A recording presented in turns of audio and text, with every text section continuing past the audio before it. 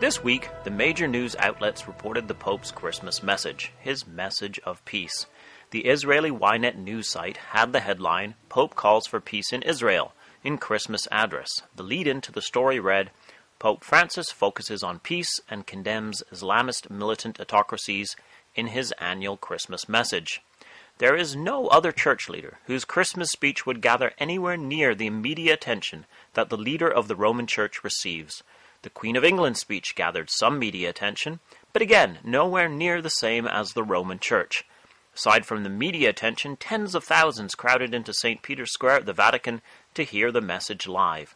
The influence of the Catholic Church today is immense, and often on the news we hear the Pope quoted as a moral authority in the world. Here's an English translation of the Roman Pope speech from the Vatican radio website, the voice of the Pope and the Church in dialogue with the world, as they claim. "Where God is born, hope is born," the Pope said. "Where God is born, peace is born. And where peace is born, there is no longer room for hatred and for war. Yet precisely where the incarnate Son of God came into the world, tensions and violence persist, and peace remains a gift to be implored and built. May Israelis and Palestinians resume direct dialogue and reach an agreement which will enable the two peoples to live together in harmony, ending a conflict which has long set them at odds, with grave repercussions for the entire region." Later, the Roman Pope referred to terrorism. "My thoughts also turn to those affected by brutal acts of terrorism, particularly the recent massacres which took place in Egyptian airspace, in Beirut, Paris, Bamako, and Tunis." He finished with a quote from the Psalms. "Today, then, let us together rejoice in the day of salvation. As we contemplate the crib, let us gaze on the open arms of Jesus, which show us the merciful embrace of God. As we hear the cries of the child who whispers to us, 'For my brethren and companions' sakes, I will say, peace be within you.'" Psalm 122, verse 8. It must be stated that the idea of God, the creator of the universe, being born is absurd. This speech would sound comforting to many, a message of peace for the world, and that is clearly what it was calculated to be on the surface. However, there is a glaring problem with this carefully written speech. Let's take a closer look. The Roman Pope begins his statement about peace in Israel by noting that where he says God was born, peace should be born. Therefore, there should be no more hatred and war. But when Jesus came, he said, "Think not that I am come to send peace on the earth. I came not to send peace, but a sword." Matthew 10, verse 34. What is going on here? When Jesus came, the people rejected him, and therefore judgment came upon them. There is no peace without righteousness. Isaiah 32, verse 17. "And the work of righteousness shall be peace, and the effect of righteousness quietness and assurance forever." When the true Messiah, the King, the Lord Jesus Christ, returns, there will be peace. Listen to these verses from Psalm 72. "Give the king thy judgments, O God, and thy righteousness unto the king's son.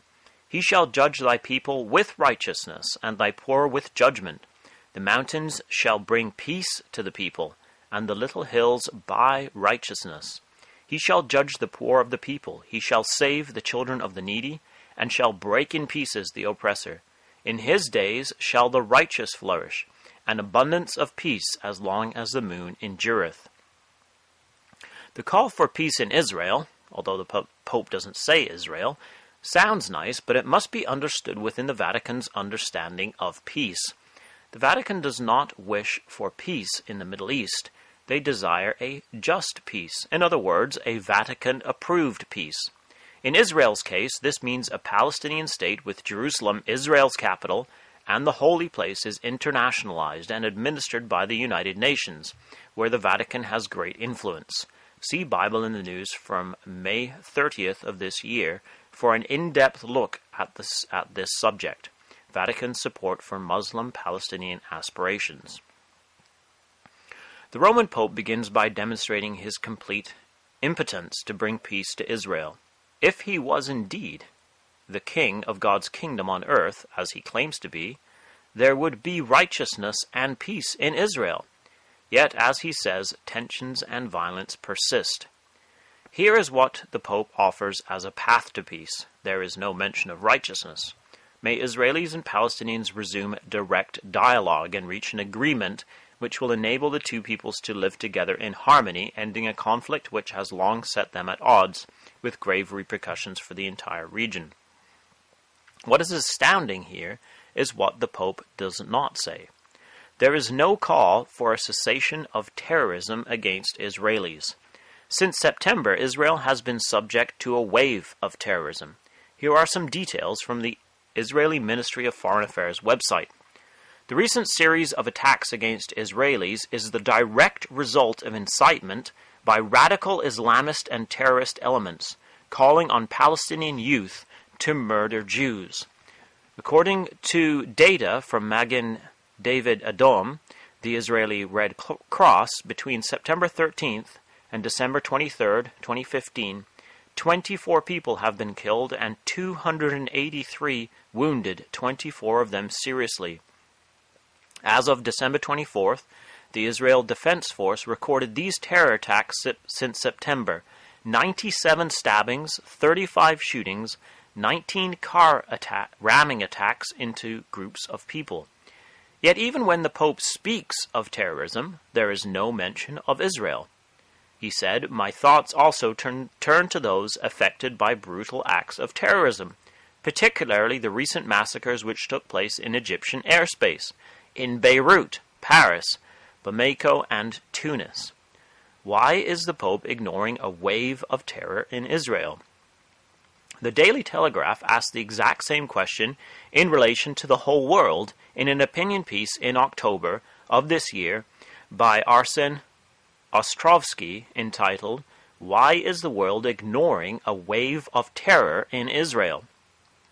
In this piece, Arsen, an international human rights lawyer living in Israel, concludes, "In a groundbreaking speech on Islamic extremism this July, the British Prime Minister David Cameron made clear, if you say violence in London isn't justified, but suicide bombs in Israel are a different matter, then you too are part of the problem.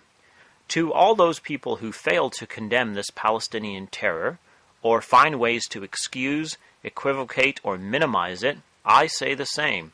Then you too are part of the problem." When Abbas visited the Vatican in May of this year, the Roman Pope called him an angel of peace. On September 30th of this year, Abbas gave an incendiary speech at the United Nations General Assembly, where he included the Christian holy sites, which he imagines Israel has plans to undermine. He said, "I call on the Israeli government before it is too late to cease its use of brutal force to impose its plans to undermine the Islamic and Christian sanctuaries in Jerusalem, particularly its actions at Al-Aqsa Mosque, for such actions will convert the conflict from a political to religious one, creating an explosive in Jerusalem and in the rest of the occupied Palestinian territory." He went on to say, "Palestine is a country of holiness and peace. It is the birthplace of Christ, the messenger of love and peace."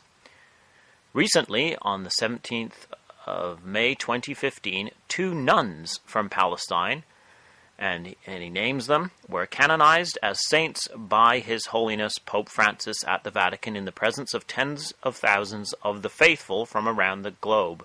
The flag of Palestine was raised at the Vatican, which recognized the state of Palestine, as documented in the agreement signed between the Holy See and the state of Palestine. 2 weeks before his speech at the United Nations, Abbas spoke to his own people on Palestinian TV.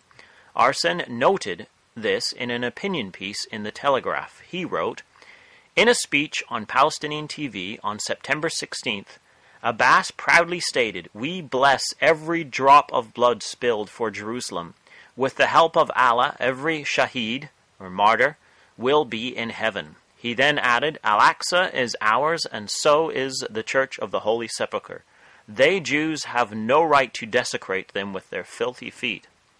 Should Abbas be called an angel of peace? He is unequivocally calling for terrorism against Israelis.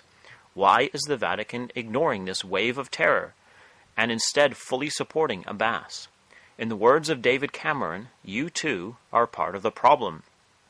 Yet this is exactly what we would expect from Bible prophecy. The prophecy of Joel 3 tells us about the time when Judah and Jerusalem will be regathered, and when all nations will be gathered against them to battle.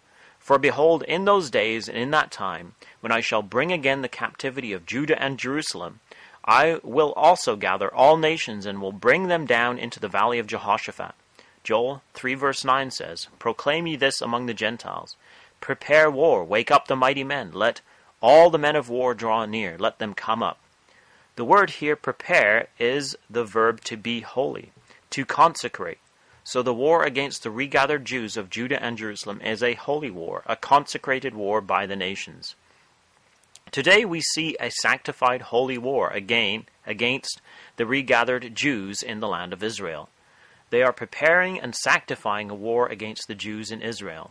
The Vatican is involved, and while attempting to appear holy, they are a wolf in sheep's clothing. The Roman Pope finishes with a quote from Psalm 122, a psalm which contains the well-known phrase to pray for the peace of Jerusalem. This is a travesty. Psalm 122 is about a Jewish Jerusalem, where the thrones of David are, where the tribes of Israel ascend to worship, where the house of Yahweh is built. The Pope knows none of this, nor desires it, and only seeks to destroy it. Daniel 11 verse 45. And he shall plant his tabernacles in his palace between the seas in the glorious holy mountain. Yet he shall come to his end, and none shall help him. Return again next week, God willing, as we once again consider the Bible in the News. This has been David Billington with you at www.bibleinthenews.com.